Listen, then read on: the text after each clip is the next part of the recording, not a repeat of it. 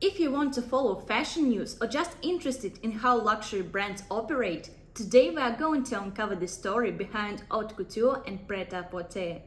You will learn if there are any true fashion houses left and how Yves Saint Laurent started a huge trend that reshaped the luxury fashion market and predicted the existence of Zara. Sounds fun, right? And if you are new to the channel, my name is Lisa. This is Stolbova Brand, Luxury Strategy Explained. I share weekly insights on luxury branding. So hit the subscribe button and let's begin. Haute Couture versus Pret-a-porter. Let me quickly remind you what these French terms mean and why are they French in the first place.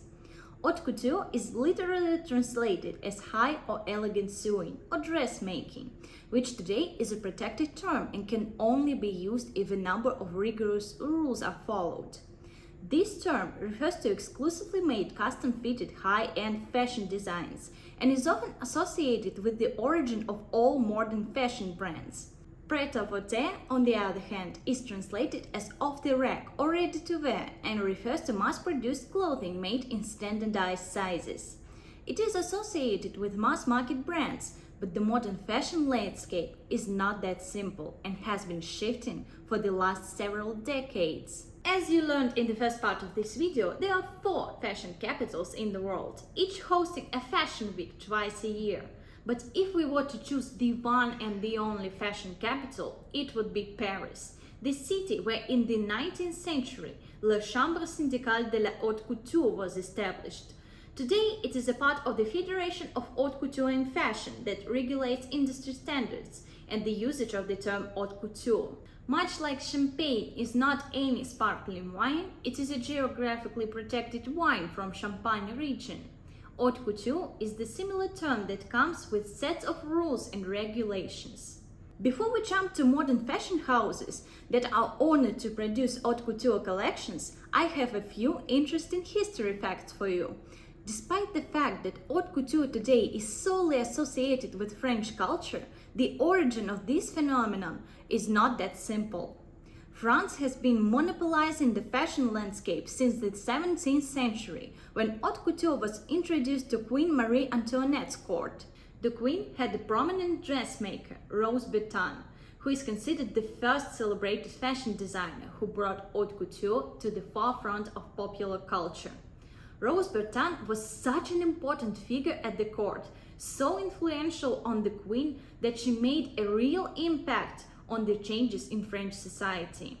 She even made the first steps to women empowerment by creating large, ostentatious gowns that ensured that women wearing them occupied at least 3 times as much space as a man, contributing to the woman's more imposing presence.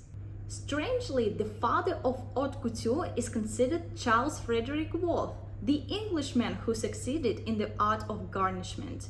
He established what is to be believed the first haute couture fashion house, the House of Worth, catering the needs of the wealthiest Parisians of the 19th century. His clients selected a model from his portfolio, specified the colors and fabrics, and had it custom made at the workshop. So the high fashion is not totally French. From 11th to 16th centuries, this domain was dominated by Italy. And here we can spot the analogy with the artistic development. Renaissance was first born in Italy with the works of Da Vinci, Michelangelo, Raphael, Dante and Petrarch that enriched the cultural landscape and enabled the emergence of fine dressmaking.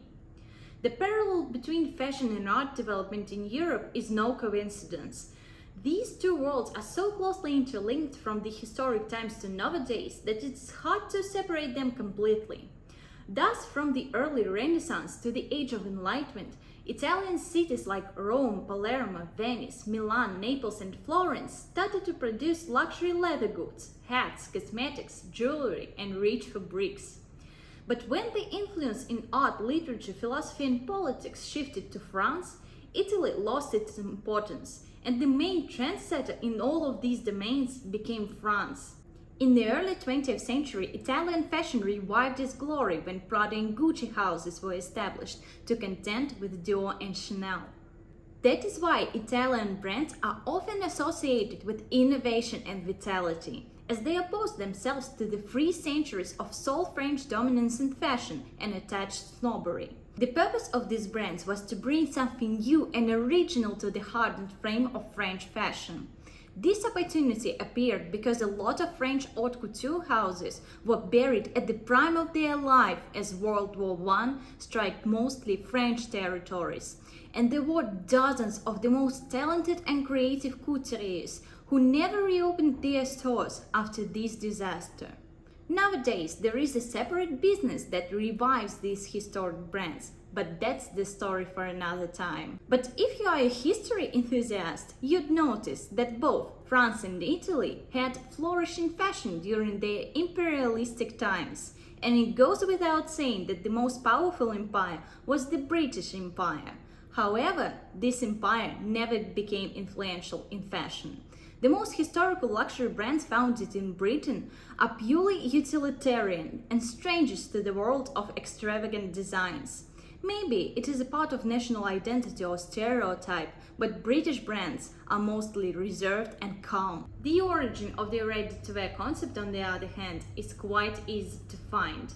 It is much older than it appears, though, as it started as a mass production of military uniforms during the War of 1812 and was popularized in 1831, when the first ready-made garment factory was established in New York.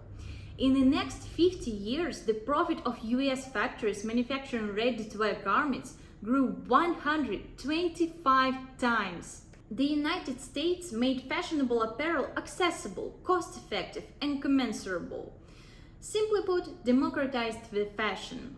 And by the end of the 19th century, ready-made clothing became normalized in the middle class, not only among lower class and the large population of America dressed that way. Pret-à-porter traveled back to France, where Yves Saint Laurent pioneered the ready-to-wear boutiques, where he launched the first such collection in 1966, the Rive Gauche, first ready-to-wear boutique.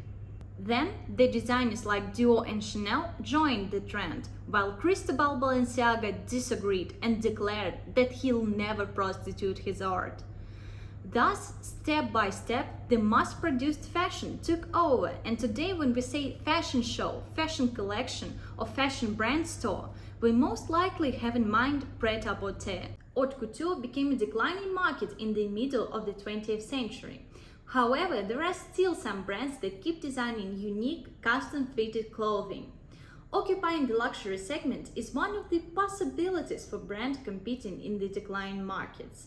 That is why we have only luxury brands left that still create haute couture collections.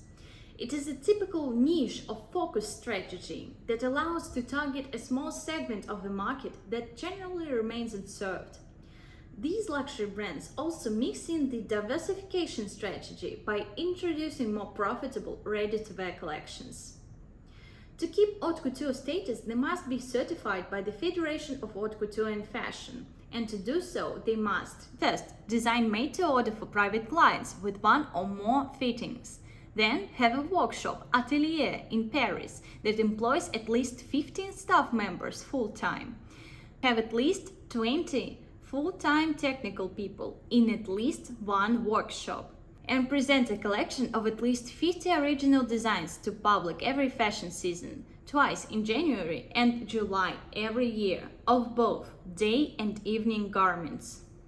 Haute couture brands showcase their collections twice a year, and opposed to Pret-a-porter, they present their collections for the current year and upcoming season, because all garments are sewn individually and produced in much lesser volume. Today we can find Chanel, Dior, Balmain, Givenchy, Jean-Paul Gaultier, Valentino and Giorgio Armani Privé among certified haute couture brands. Now you will confidently navigate this dynamic landscape of modern fashion. Let me know in the comments, what would you like to learn about luxury brands next? And if you learned something new today, don't forget to like this video. Subscribe to the channel so you won't miss the next video on Thursday.